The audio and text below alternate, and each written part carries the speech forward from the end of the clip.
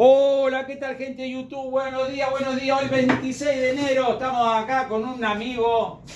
Me tiraron un hacha por abajo del portón. Un hacha partida. ¿De quién será? Apareció el dueño hoy.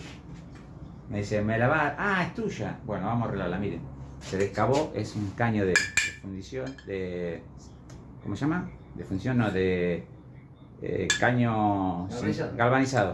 Entonces la soldadura con este que viene a acero templado, este viene a ser acero templado, esto con lo que es caño de galvanizado, tienes una soldadura fuerte, profunda, porque tiene que derretir el tratamiento que tiene este material, ¿no es cierto? Ahora le vamos a sacar toda la limpieza de rebaba a esta vieja soldadura, lo vamos a limpiar y lo vamos a hacer como la gente, como un herrero, como la gente, ¿eh? Vamos a cortar acá, nos vamos a poner la vestimenta y soltamos.